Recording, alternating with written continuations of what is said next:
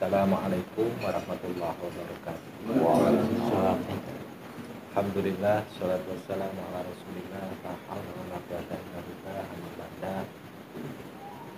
Warahmatullahi wabarakatuh. Satu di Kabupaten dan pun berkelanjutan untuk keuangan, untuk karir, untuk Agus, untuk Agung, bangsa Bandung dan Allah Sandang nonton kapan dimarakan kuku kulit estunipun salpuniko ingkang paling gombong mana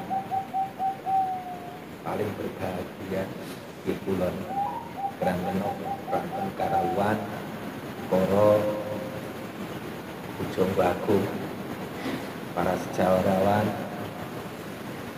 para termasuk juga mahasiswa semua yang saya banggakan, dan juga para ibu-ibu semua adik yang juga ikut mendukung terlaksananya salah sehat ini.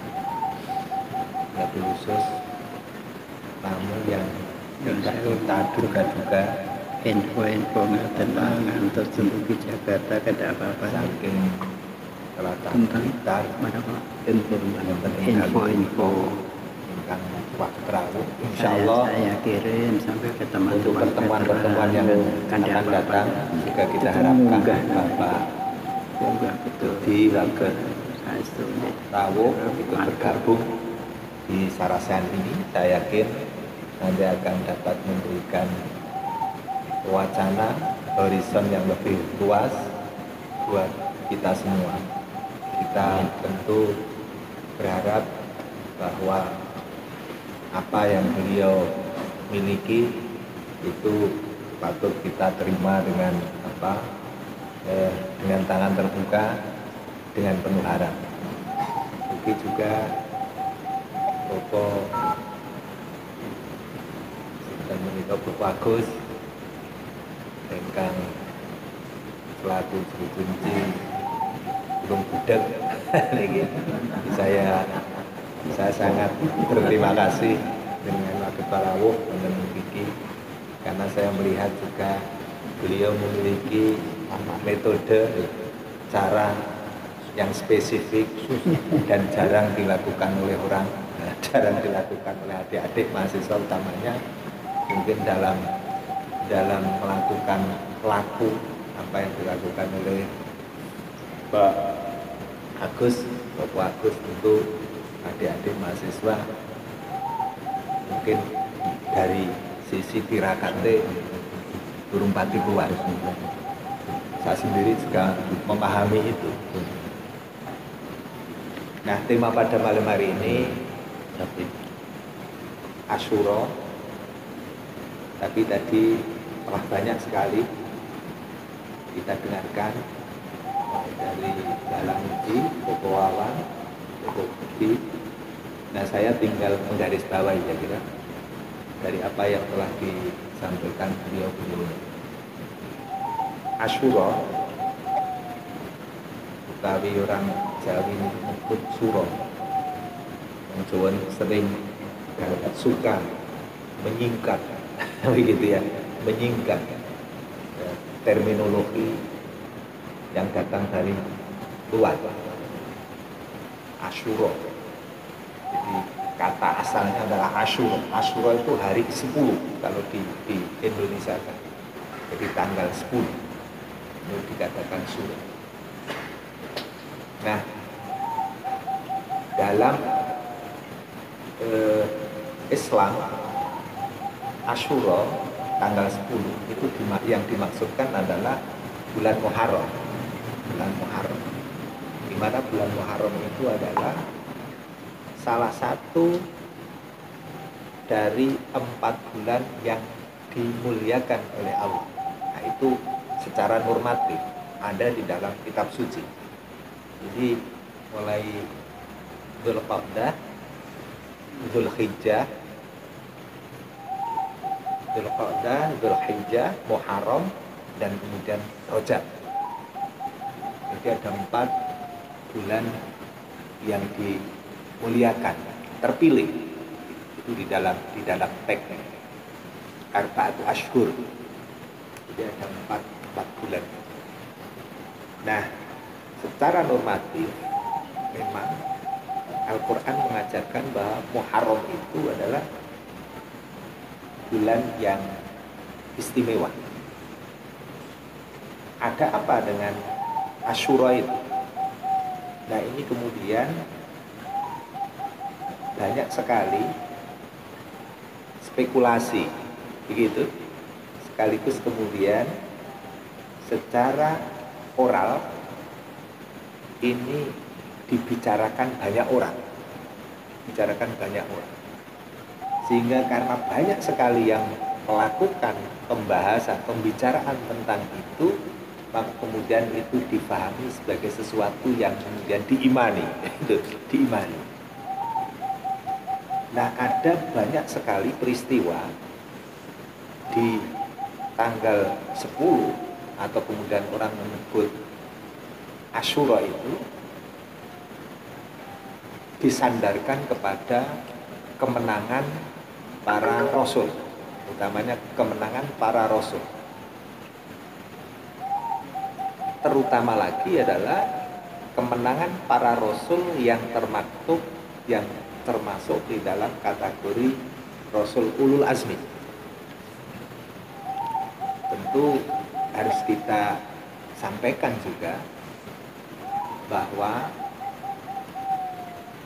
Nabi, yang namanya Nabi, Allah mengutus Nabi itu sejumlah 124.000, mulai Nabi Adam sampai Nabi Muhammad, 124.000. Dari 124.000 Nabi ini kemudian ada 313 Rasul, jadikan sebagai Rasul. Dari 313 Rasul ini kemudian ada yang wajib diimani dan dihafal oleh umat Islam, karena itu tertera di dalam Al-Quran, sejumlah 25 Rasul. Jadi mulai Adam, Idris, Nuh, Soleh sampai Nabi Muhammad. Dari 25 Rasul itu ada 5 Rasul yang masuk dalam kategori Ulul Azmi. Artinya Rasul yang memang memiliki tingkat kesabaran yang lebih dibanding yang lain. Nah, di antara para Rasul Ulul Azmi itu sering orang menyingkat nama 5 Rasul itu dengan kata Mimim: Nuh, Ibrahim, Musa, Isa, dan Muhammad. Nah, tentu dari banyak Rasul itu di bulan Muharram ini, atau tepatnya tanggal 10, ini mereka mengalami kemenangan yang sangat berarti. Misalnya Nabi Ibrahim atau Nabi Nuh dulu, Nabi Nuh ketika beliau berhasil mendarat di Turki, di gunung di Turki, sejarahnya itu terjadi pada tanggal 10. Kemudian Nabi Ibrahim terbebas dari dibakarnya oleh Raja Namrud, itu juga tanggal 10. Nabi Yunus keluar dari perut ikan paus, itu juga tanggal 10. Nabi Musa ini berhasil kemudian terlepas dari kejaran Fir'aun di Laut Merah, Fir'aun ditenggelamkan, itu juga tanggal 10. Kemudian Nabi Isa itu berhasil kemudian diangkat, dalam keyakinan orang Islam, diangkat oleh Allah ke langit, itu juga tanggal 10. Nah, ibadah batiniyah, ibadah yang bersifat batini ini sesungguhnya itu dilakukan dan diwajibkan bagi agama-agama terdahulu sebelum Nabi Muhammad.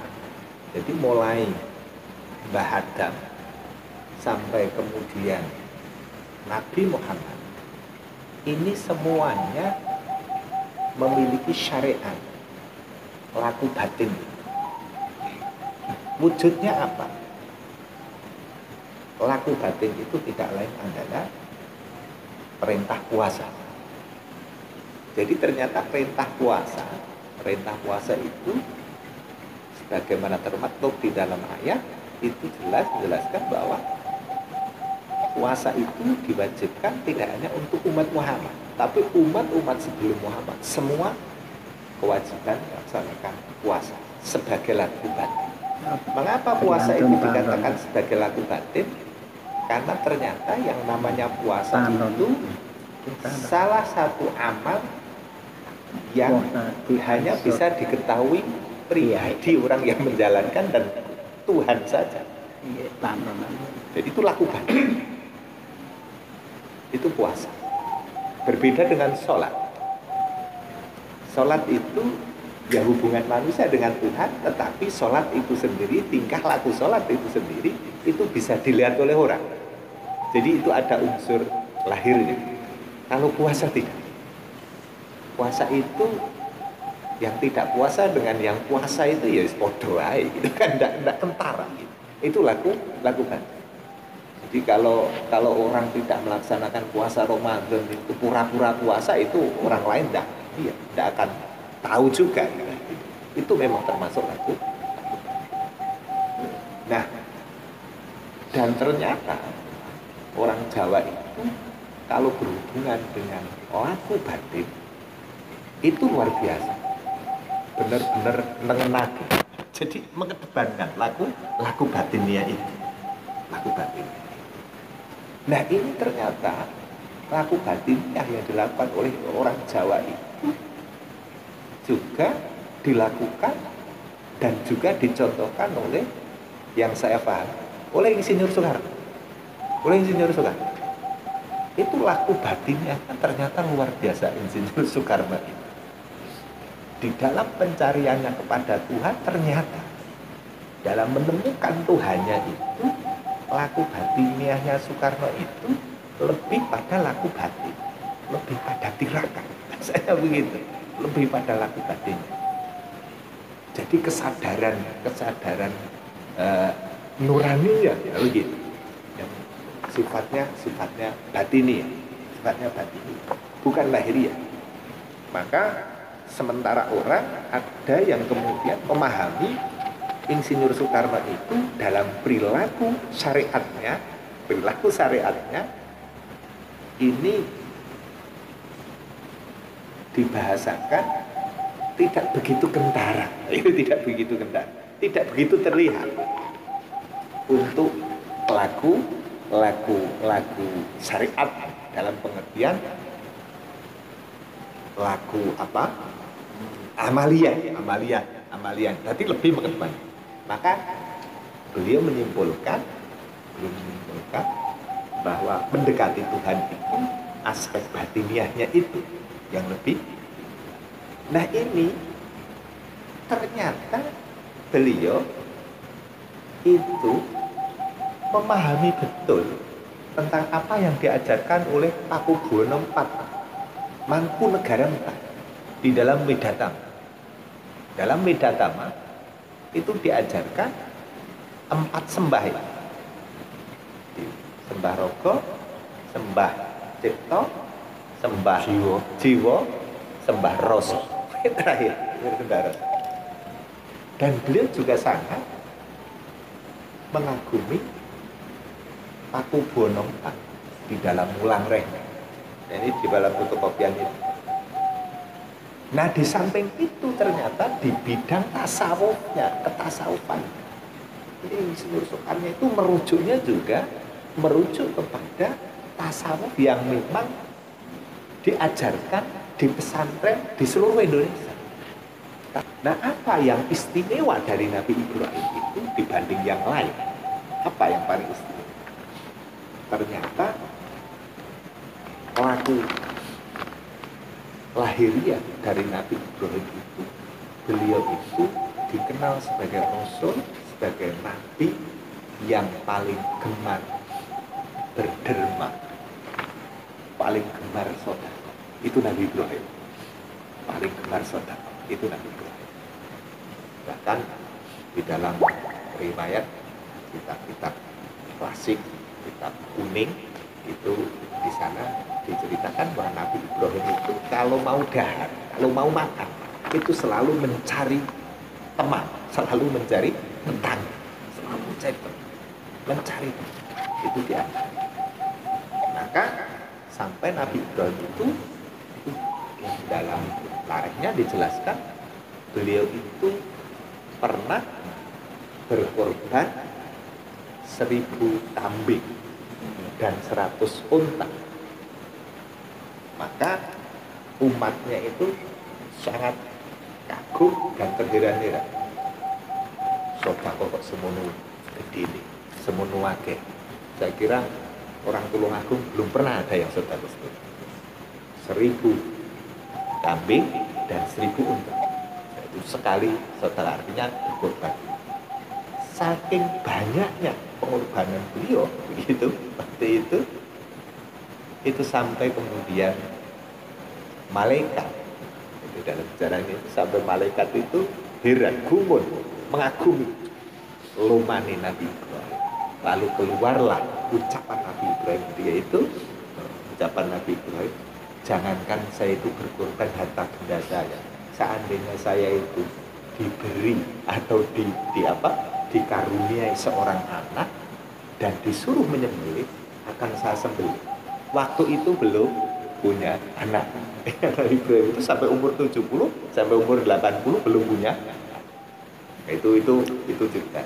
Jadi sesungguhnya perintah Nabi Ibrahim, perintah Allah kepada Nabi Ibrahim untuk membelih putranya itu tidak lain adalah untuk membayar apa, kalau orang Jawa itu apa? Omongannya itu apa namanya? Nazar. Untuk membayar nazar sesungguhnya. Nah, ini bentuk apa tadi? Lahir dan batin. Ini yang dilakukan oleh para rasul dan para nabi sebagai tuntunan bagi kita.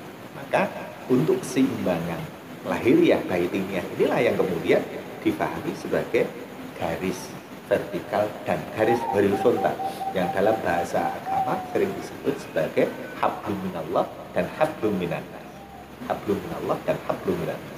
Hablum minallah saja itu dalam tradisi apapun itu juga tidak tepat.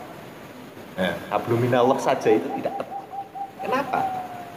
Karena hablum minallah ketika seseorang piantun yang sudah sangat dekat dengan Tuhan, toh itu tetap harus diajarkan kepada manusia, artinya harus ada hablum minannas, harus di horizontal. Seandainya hablum minallah itu cukup, maka ketika Nabi berhasil Isra Mi'raj dan bertemu dengan Tuhan, maka beliau tidak akan kembali ke dunia. Ketika Bimo, seorang Bimo Werkudara sudah menyatu dengan Dewa Ruci, sudah dalam keadaan tenang, mendamaikan di sana, ketemu, menyatu dengan Dewa Ruci, tentu seandainya tidak perlu adanya hablum minannas, dia tidak akan kembali dan kemudian mengajarkan kepada saudara-saudaranya, kepada saudara-saudara. Nah, ini yang berkaitan dengan kemenangan para rasul dan para nabi. Dalam konteks sekarang, saya ini rada kepanjangan ini mungkin. Agak panjang, tapi saya ingin yang konteks sekarang, yang Jawa kemudian dipahami sekarang. Mengapa orang Jawa itu kemudian menghindari di bulan Suro itu kan, kemudian menghindari mantenan dan seterusnya, ya, mantenan perilaku, mantenan hajatan dan sebagainya. Menghindari di bulan Suro atau bulan Muharram. Ini ternyata kemenangan para nabi mulai Nabi Muhammad ke atas dengan Nabi Muhammad ke bawah itu beda realitasnya, beda kenyataannya, itu beda. Karena apa? Kalau Nabi Muhammad ke atas begitu sampai Nabi Ibrahim tadi, sampai Nabi Nuh tadi itu kemenangan dalam pengertian posisinya itu positif. Wah, posisinya itu bermakna positif. Kemenangan yang bermakna gembira. Sementara makna Nabi ke bawah ini bermakna negatif. Wahrot. Sedih, kesedihan. Iya, kesedihan, amul khusn. Jadi sejarahnya karena cucu Nabi Muhammad Husain, jadi Sidina Husain itu dibantai oleh pasukannya Yazid bin Muawiyah di padang Karbala, dibantai di sana, dan inilah kemudian yang melahirkan pemahaman ajaran Syiah yang mengagungkan keluarga Nabi dan kemudian anak cucunya. Nah, ini kemudian ketika sampai ke Nusantara, maka kemudian di Jawa sendiri itu kemudian menghindari Yosaibo Rapase, kita mengadakan pesta perkawinan di saat ada tahun seperti itu. Nah, di saat ada tahun seperti itu. Bahkan kalau di Solo itu sejarahnya, kalau Suro itu kan Kiai Slamet itu ketika kotorannya sendiri itu kemudian kotorannya itu untuk bedakan, misalnya untuk bedakan. Nah, ini sebagai simbol bahwa bulan Suro itu adalah bulan kesedihan. Tetapi yang ada begini, dalam menyikapi ini ternyata sama hasilnya. Ini yang luar biasa. Jadi penyikapan terhadap hal yang positif Nabi Muhammad ke atas tadi itu dengan kemudian cucu Nabi Muhammad dalam pengertian kesedihan, si penyikapannya itu ternyata sama. Apa sikapnya? Sikapnya kedua-duanya disikapi dengan puasa. Sesungguhnya ajarannya itu sikapnya. Jadi kemenangan para Rasul, Nabi Nuh dan seterusnya, orang-orang Yahudi, ya, ini disikapi dengan cara berpuasa di hari itu, gitu. Ternyata juga sama. Jadi prihatin, laku prihatin. Nah, bentuk laku prihatin itu salah satunya adalah melaksanakan puasa sunnah, sama puasa subuh. Baik itu di tanggal 10-nya atau pas suronya itu, atau diawali dengan tasu'ahnya. Tasu'ah itu tanggal 9-nya.